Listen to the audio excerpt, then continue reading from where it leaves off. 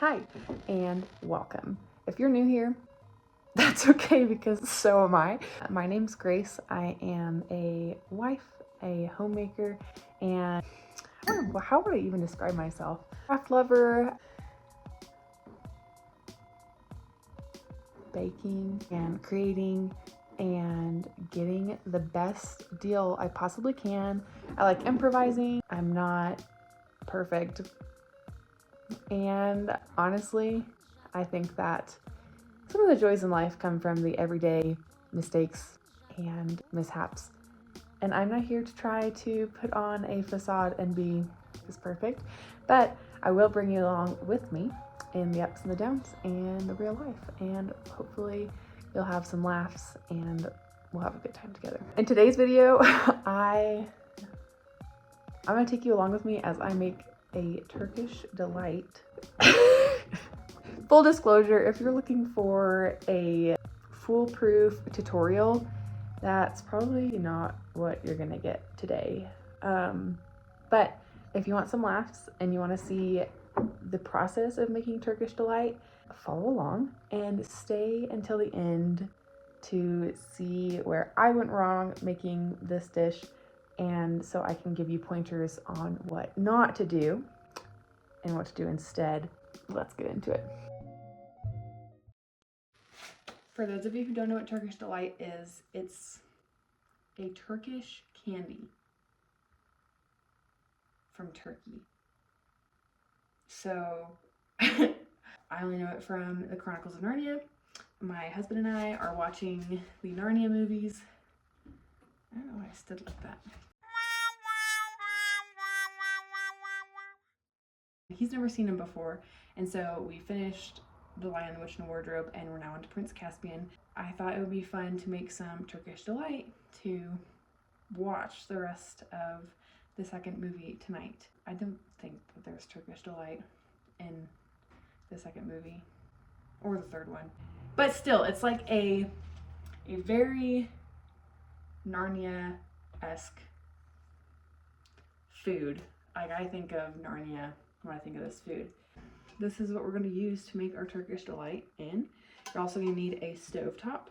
I am not Turkish, so I don't know if this is the most authentic recipe, but the lady I watched make it had an accent.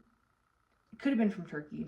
Could have been a totally different country. She seemed Turkish, so I'm following her recipe mostly because it was the easiest one. Some of the others, you like make your syrup and then you make your like thickening agent and like separately and then you put them together.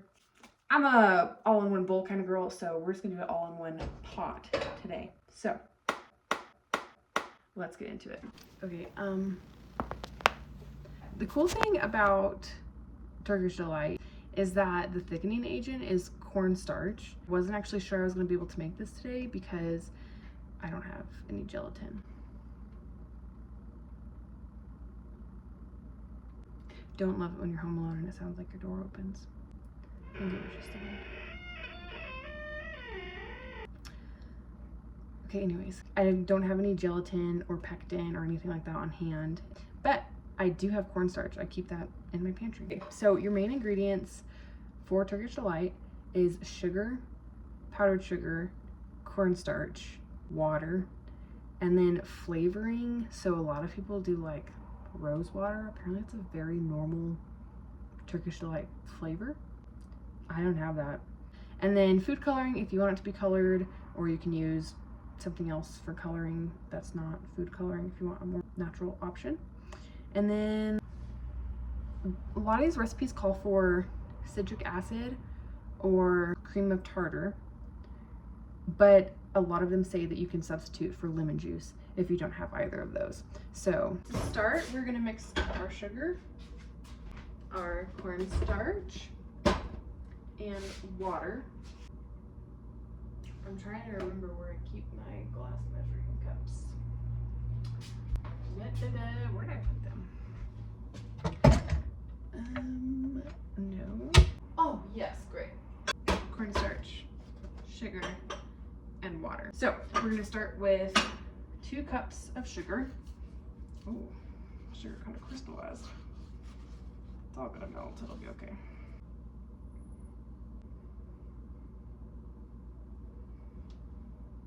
Okay. 3/4 a cup of water. Wait.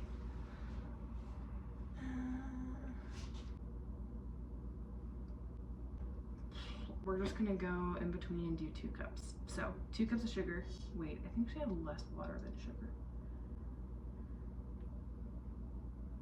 No, we're just gonna stick with it. We're gonna do 2 cups of sugar, 2 cups of water.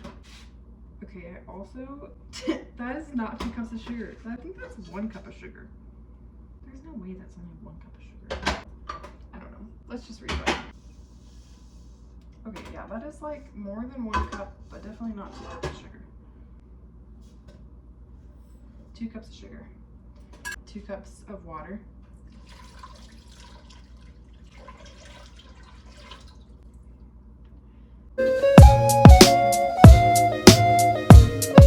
Okay, this is 1.5 to 2/3 a cup of cornstarch. We're gonna do a little more than 1/2 a cup. Okay, so we have just a little over 1/2 cup of cornstarch here. We're just gonna whoop.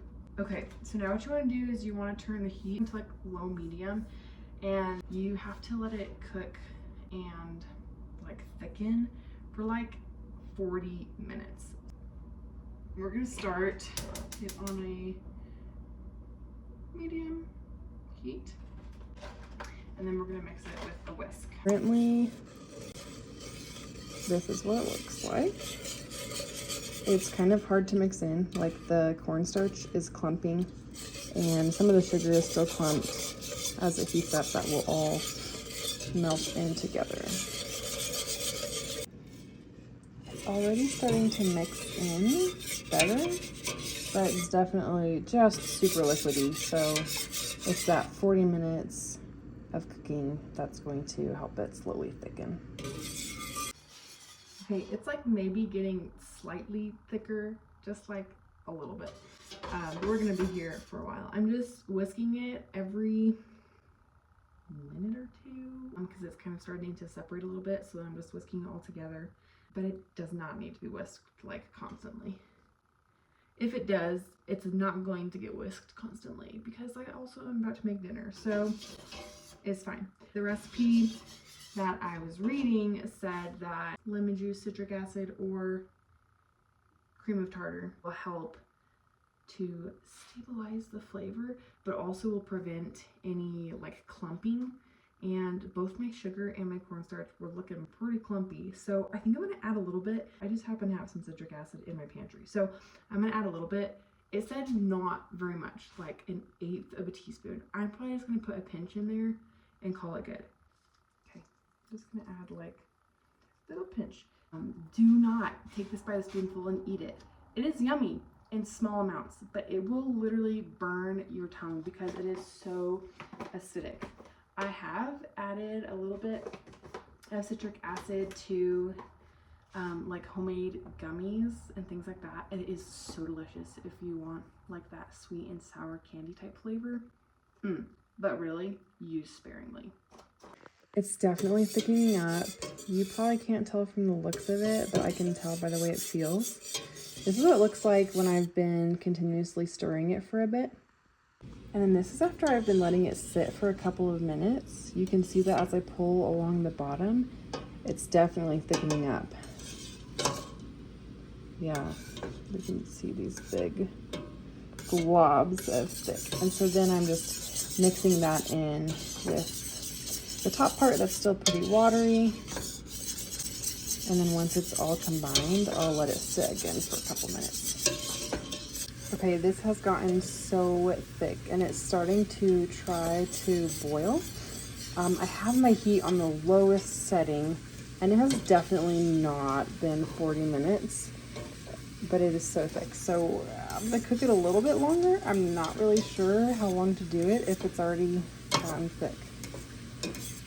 I don't know, looks about ready to me. I'm letting that cook a little bit more. I got a 9x13 baking dish here. I just lined it with parchment and that's what we're gonna pour it into once it's ready. Okay, it's honestly so thick. I don't think it can get thicker than this. I don't really want to overcook it, so I'm going to call this good since it's thickened. I'm going to add some tart cherry juice that I already have, concentrate, so I don't have to use food coloring, and because it's kind of one of the only options I have. So this is probably a very non-traditional flavor, but hopefully it tastes good. We'll see if it also changes the color. I don't want to add too much because I don't want it to make the Turkish Delight runny.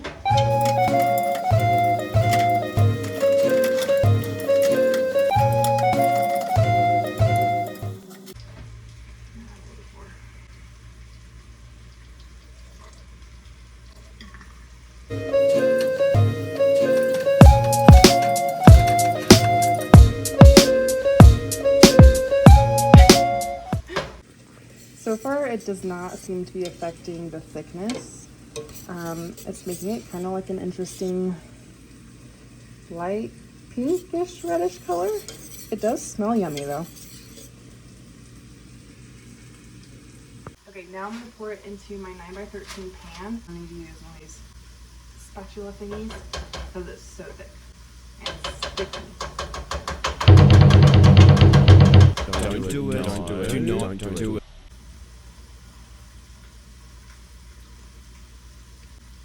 It tastes pretty yummy. I can taste the cherry flavor, and other than that, it just tastes sweet. I'm scraping down the sides, trying to get it to all come down. All right, so this goes. Ooh, it's very hot. The consistency is like pourable, but it's pretty thick. That it almost wants to come out in globs instead of a steady stream. Here's what it looked like when it all came out. You can see it doesn't automatically fill out the pan, so I'm just gonna get it evenly spread. All right, here's what as evenly as I can spread out. I can't really tell. It's maybe not as thick as it should be. I think it'll be okay though. And then we're gonna pop this in the fridge until it sets up. All right. Our Turkish Delight has been in the fridge for a couple of hours, and it seems like it's setting up, but it's also still kind of, I don't know, not fully hardened. I think I'm gonna go ahead and try and cut it and see if rolling it in the powdered sugar cornstarch mixture will do anything. Okay, so I'm thinking if the Turkish lady tells you to cook it for 40 minutes, cook it for 40 minutes. This is not really set up. It's just like jelly. Tried cutting it and it literally just looks like raw chicken.